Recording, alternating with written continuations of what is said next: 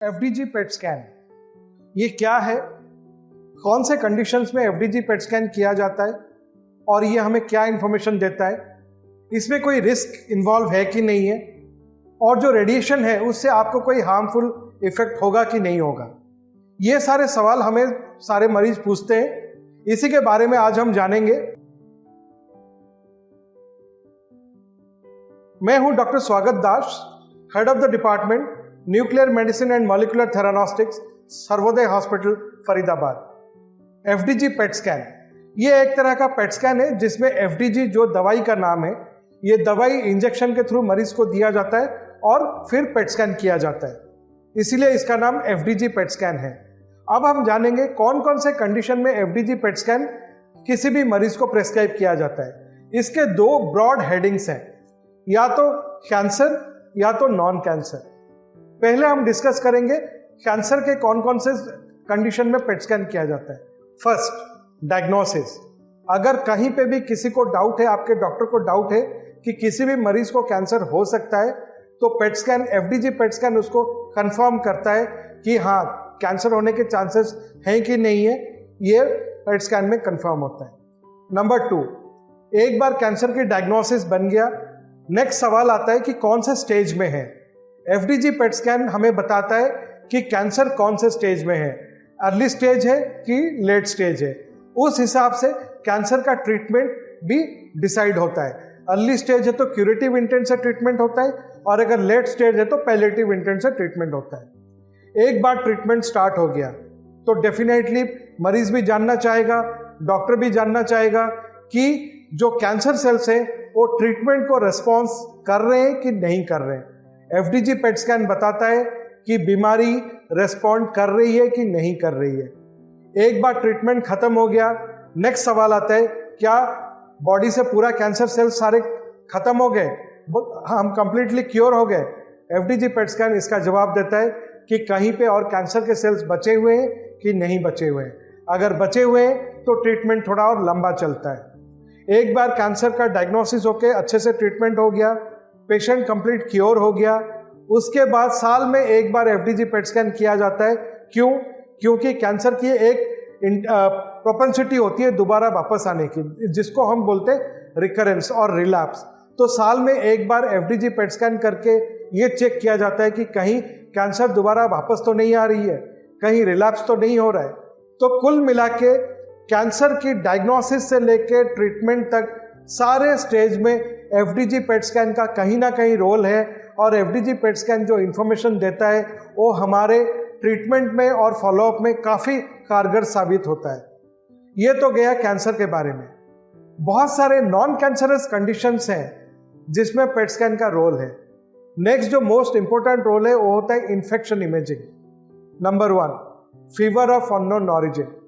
किसी को फीवर है जो कि 1 महीने से ज़्यादा टाइम चल रहा है, सारे इन्वेस्टिगेशन हो गए, ब्लड टेस्ट हो गया, अल्ट्रासाउंड हो गया, सीटी स्कैन हो गया, उसके बावजूद भी फीवर का कॉज पकड़ में नहीं आ रहा है। उस केस में PET scan is the investigation of choice. FDG PET scan आपको बताता है क्यों आपको फीवर हो रहा है।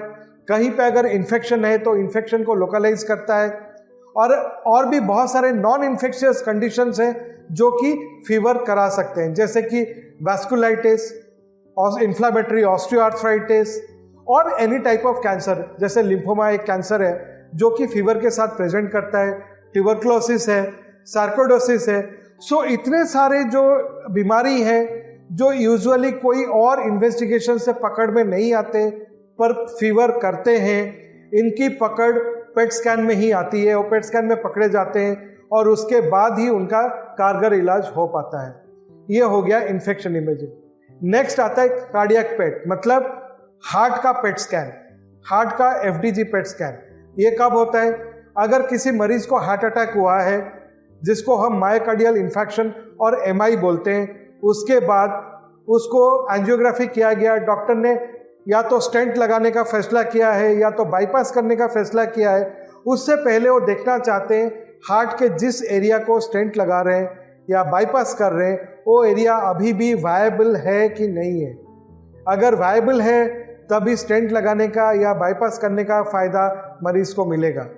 अगर वो वायबल ही नहीं है तो आप स्टेंट लगाएं, बाईपास करें, फिर भी आपका हार्ट का वर्किंग कंडीशन इम्प्रूव नहीं होगा।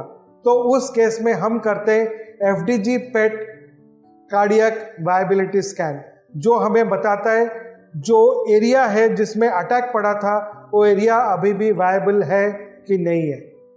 नेक्स्ट आता है न्यूरोपेट, मतलब ब्रेन का FDG PET स्कैन। ये कौन कौन से कंडीशन में होता है? डिमेंशिया, भूलने की बीमारी। There are various type of dementia. Dementia बहुत तरह के होते हैं। कौन सा टाइप का डिमेंशिया है, अर्ली है, इंटरमीडिएट स्टेज है, लेट स्टेज है, उस हिसाब से पेशेंट का ट्रीटमेंट भी इंडिविजुअलाइज डिसाइड किया जाता है। तो डिमेंशिया। नंबर 2 सिजोफ्रेनिया, पागलपन है कि नहीं है तो कौन सा स्टेज है, कौन सा टाइप का सिजोफ्रेनिया है, जिस हिसाब से उसका ट्रीटमेंट डिसाइड किया जाएगा। नंबर 3 मूवमेंट डिसऑर्डर और पार्किंसोनिज्म। पार्किंसोनिज्म तरह तरह के होते हैं। क्लासिकल पार्किंसोनिज्म होता है, एटिपिकल पार्किंसोनियन सिंड्रोम्स होते हैं। उनके बीच में डिफरेंशिएट करना बहुत जरूरी है क्योंकि सबका ट्रीटमेंट अलग अलग है। तो इसीलिए उसको डिफरेंशिएट करने के लिए भी FDG PET स्कैन का काफ़ी रोल है। तो कुल मिला के ये सारे PET स्कैन के इंडिकेशंस हैं। नेक्स्ट हम आते हैं PET स्कैन का कोई साइड इफेक्ट। PET स्कैन का कोई भी साइड इफेक्ट नहीं है। मरीज पूछते हैं हमें क्या PET स्कैन के दौरान हमें बेहोशी का इंजेक्शन दिया जाएगा? बिल्कुल भी नहीं। मरीज बिल्कुल होश आवाज में रहता है जब PET स्कैन होता है। PET स्कैन के बाद आप आराम से खुद ड्राइव करके घर जा सकते हैं। और इसमें जो रेडिएशन है बहुत मिनिमल क्वांटिटी ऑफ रेडिएशन है, इससे आपको कोई भी साइड इफेक्ट नहीं होगा। तो कुल मिला के ये वेरियस एस्पेक्ट्स थे FDG PET स्कैन के। फिर भी इसके अलावा अगर आप किसी और सवाल के बारे में या कोई और एस्पेक्ट के बारे में डिटेल में जानना चाहते हैं तो कमेंट सेक्शन में लिखिए, हम उसको रिप्लाई करेंगे। और ये वीडियो अगर आपको अच्छा लगा तो अपने नियर एंड डियर वंस, अपने फ्रेंड्स में सर्कुलेट कीजिए और हमारे चैनल को सब्सक्राइब कीजिए। हम आगे ऐसे और भी बहुत मेडिकल रिलेटेड इंफॉर्मेटिव वीडियोस लेके आएंगे। Thank you so much.